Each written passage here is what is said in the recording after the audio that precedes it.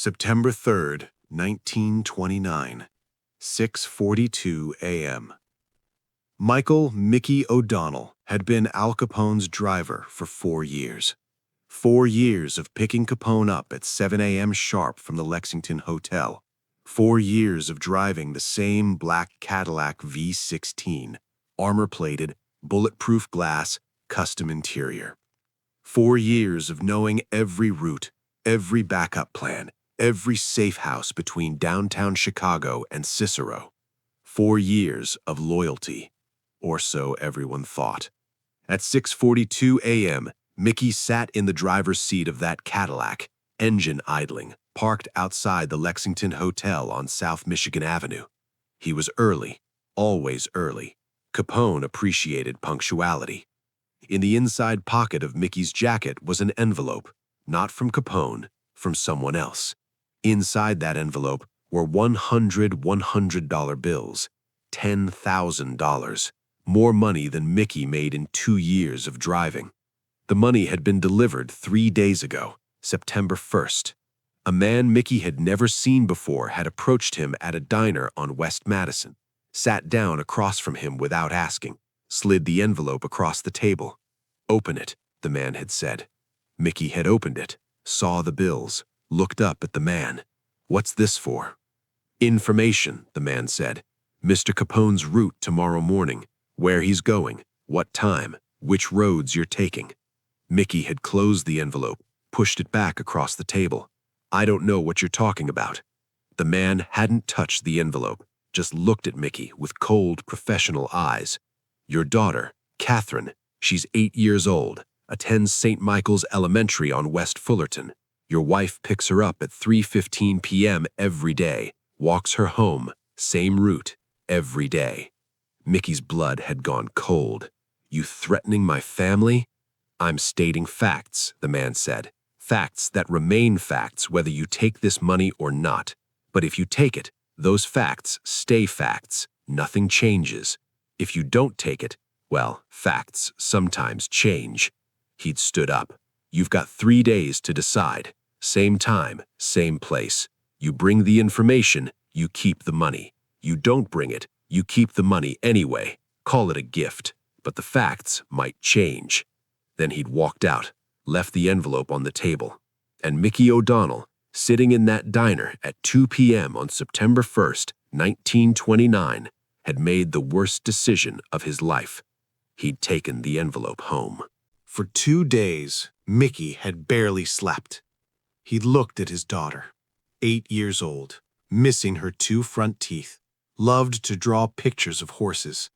He'd looked at his wife, Mary, married 12 years, worked as a seamstress to help with bills. He'd looked at the envelope, $10,000, enough to move, get out of Chicago, start somewhere else, somewhere safe. On September 3rd, Mickey had gone back to the diner. The same man was sitting at the same table. Mickey had sat down, given him Capone's schedule for the day. "He's got a meeting at the Hawthorne Inn at 9 a.m., Mickey had said quietly. "We leave the Lexington at 7, take Michigan Avenue south to 22nd Street, then west on 22nd through Cicero. He'll be in the back office from 9 to 11, alone except for Frank Nitti and Jake Guzik." The man had written nothing down, just listened, nodded. "Good. The money's yours. Enjoy it." Then he'd left, and Mickey had sat there, hands shaking, wondering what he'd just done. Now, at 6:42 a.m., Mickey waited outside the Lexington Hotel, wondering if he'd made the right choice, wondering if Capone would ever know, wondering if his family was safe. At exactly 7 a.m., the hotel door opened. Capone walked out wearing a gray suit, blue tie, fedora. Frank Nitti was with him, so was Jake Guzik. They approached the Cadillac. Mickey got out, opened the back door. "Mornin', Mickey," Capone said pleasantly.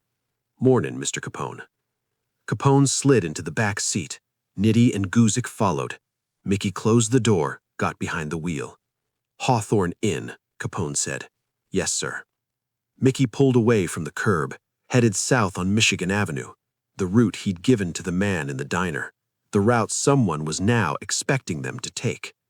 Mickey's hands gripped the steering wheel tighter than usual. His eyes checked the rear-view mirror every few seconds, looking for something, anything unusual. They drove in silence for the first 5 minutes. Then Capone spoke. "Mickey, you got family, right?" The question came from nowhere, casual, conversational. "Yes, sir," Mickey said. "Wife and daughter." "Daughter's what, 7? 8? 8, Mr. Capone." "Good age," Capone said. "Still innocent. Still believes in Santa Claus and the Tooth Fairy. Still thinks her dad can do no wrong." Mickey said nothing. His heart was pounding. "What's her name again?" "Catherine, sir." "Catherine," Capone repeated. "Pretty name. She go to school around here?" "St. Michael's on West Fullerton." "Good school," Capone said. "My sister's kids went there. Good teachers, safe neighborhood." He paused. "Your wife walk her to school?" Mickey's mouth went dry. "Sometimes, sir." "That's good," Capone said. "Important to walk your kids. Teaches them the neighborhood. Teaches them to be aware of their surroundings." In the rear-view mirror, Mickey could see Capone looking out the window, calm, relaxed. "You know what I learned driving around this city for 20 years, Mickey?" "No, sir." "I learned that people make choices," Capone said. "Every day, little choices, big choices. Sometimes they don't even realize they're making a choice. They just do what seems right at the time." Mickey's hands were slick with sweat on the steering wheel. "And you know what's interesting about choices?" Capone continued. "You can't unmake them. Once they're made, they're made. You can regret them. You can wish you'd chosen differently, but you can't go back." They were approaching 22nd Street now, the turn Mickey had told the man about, the route someone might be waiting along. "Mickey," Capone said, his voice still conversational, "take Roosevelt Road instead." Mickey's foot almost slipped off the gas pedal. "Sir?" "Roosevelt Road, instead of 22nd Street. I want to take a different route this morning." "Yes, sir." Mickey turned onto Roosevelt Road instead of 22nd Street. His mind was racing. Did Capone know? How could he know? They drove west on Roosevelt. The neighborhood changed. Factories, warehouses, fewer cars. At Western Avenue, Capone spoke again. "Pull over here, Mickey." "Sir?" "Pull over. I want to talk to you about something." Mickey pulled the Cadillac to the curb, put it in park. His hands were shaking now. In the back seat, Capone reached into his jacket. Mickey's entire body tensed. But Capone didn't pull out a weapon. He pulled out an envelope. White, standard size. He held it forward between the front seats. "This is for you, Mickey." Mickey looked at the envelope, didn't take it. "What is it, sir?" "Open it." Mickey took the envelope with trembling hands. It wasn't sealed. He opened it. Inside were photographs, 3 of them. The first photograph showed Mickey sitting in a diner. Across from him was the man who'd given him the $10,000. The photo was taken from outside, through the window, clear, unmistakable. The second photograph showed the same diner, the same man, an envelope on the table between them. The third photograph showed Mickey leaving the diner. The envelope was in his hand. Mickey stared at the photographs. His vision blurred. He couldn't breathe. "You want to know when those were taken?" Capone asked. His voice was still calm, still conversational. Mickey couldn't speak. "September 1st, Capone said. 2:07 p.m. The diner on West Madison. You sat down with Vincent Moretti. He works for Bugs Moran.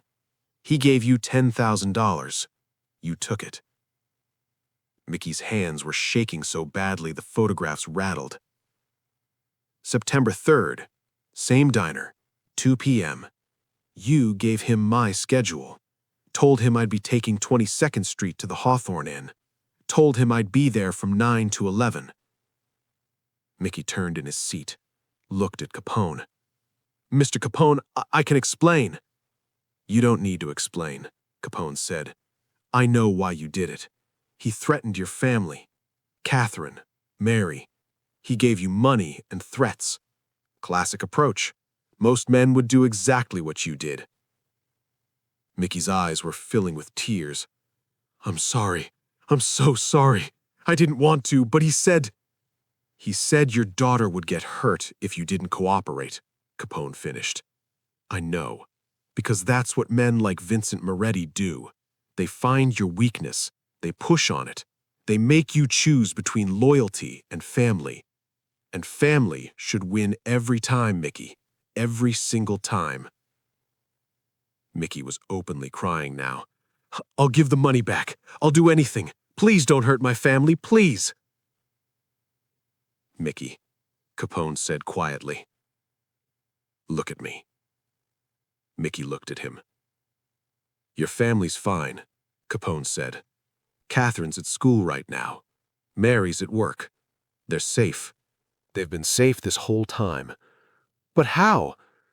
Because the moment Vincent Moretti approached you, I knew about it, Capone said. The diner owner, Mr. Chen, he works for me, has for 6 years. He saw Moretti sit down with you, called my office immediately.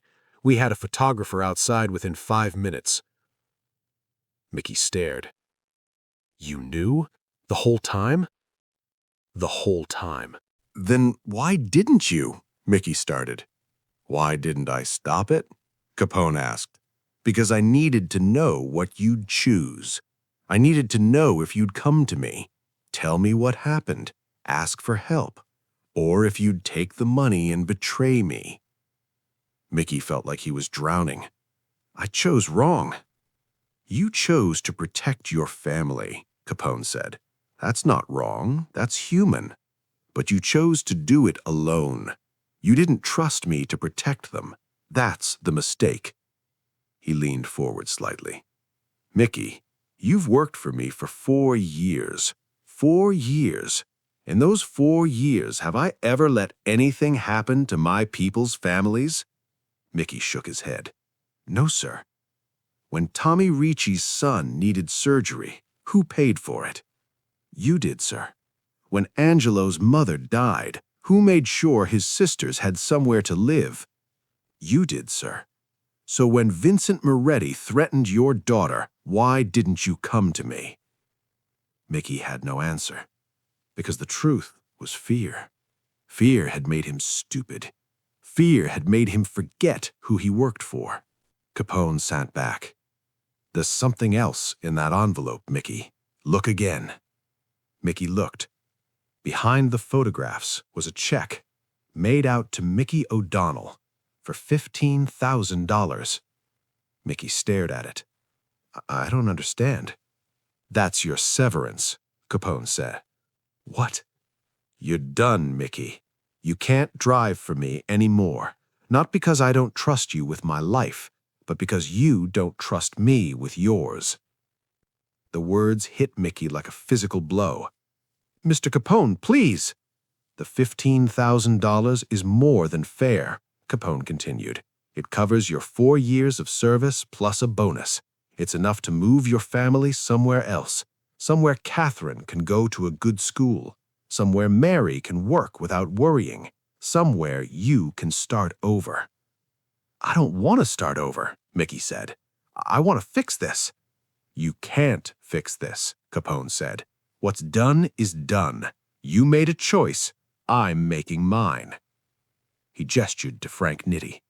Frank's going to drive today. You're going to take this check, go home, tell your wife you got a better opportunity in another city, and you're going to leave Chicago by the end of the week. Mickey looked at the check, at the photographs, at Capone. What about Moretti? What about the $10,000 he gave me? Keep it, Capone said. Consider it a gift from Bugs Moran. He paid for information he's never going to use. But won't he? Moretti's not going to do anything, Capone said. Because this morning, at approximately 7:15 a.m., Bugs Moran received a package. Inside that package were photographs of Moretti meeting with you, of Moretti paying you. of Moretti giving up $10,000 of Moran's money for information that turned out to be useless. Capone smiled slightly. Bugs doesn't like people wasting his money. Moretti's got bigger problems than you now. Mickey realized what Capone had done. He'd turned the whole thing around, used Mickey's betrayal to create problems for Moran's organization. You planned this, Mickey said quietly. I adapted to circumstances, Capone replied. There's a difference. He opened the car door. Go home, Mickey. Pack your things. Take your family somewhere nice. Milwaukee, maybe. Detroit. Somewhere you can be a regular driver for a regular company. Live a regular life. Mickey got out of the car, stood on the sidewalk holding the envelope. Frank Nitti slid into the driver's seat. Capone looked at Mickey through the open window. Mickey, one more thing. Yes, sir? The next time someone threatens your family, you come to the people who can actually protect them. You don't make deals with the people making the threats. Understand? Yes, sir. Good. Capone reached into his pocket, pulled out another small envelope, handed it to Mickey. Open this one when you get home, not before. Then Nitti pulled away from the curb.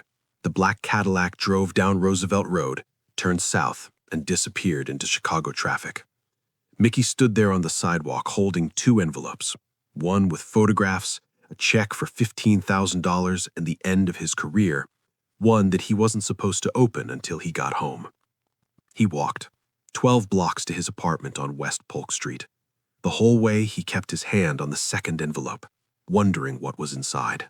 When he got home, Mary was at work. Catherine was at school. The apartment was empty. Mickey sat at the kitchen table, opened the second envelope. Inside was a single piece of paper, handwritten, in Capone's handwriting. Mickey, the $15,000 is real. The job is over. But I want you to know something. Vincent Moretti approached 6 of my people with the same deal. Drivers, bodyguards, accountants. You were the only one who took it. The other 5 came to me immediately, told me what Moretti offered, asked me what to do. That's why you're different. Not because you wanted to protect your family, because you didn't trust your family was already protected. I don't blame you. Fear makes people forget. But I can't have people around me who forget. Take the money, start over. Be a good father to Catherine. Be a good husband to Mary. And remember, loyalty isn't about never making mistakes. It's about who you run to when you realize you have. AC. Mickey read the letter 3 times. Then he folded it carefully, put it back in the envelope, and sat at that kitchen table for 20 minutes crying. Not because he'd lost his job, not because he'd been caught, because he'd forgotten that Al Capone, the man the newspapers called public enemy number 1, the man the government was trying to destroy, had spent 4 years proving he took care of his people. And when Mickey needed that protection most, he'd looked everywhere else.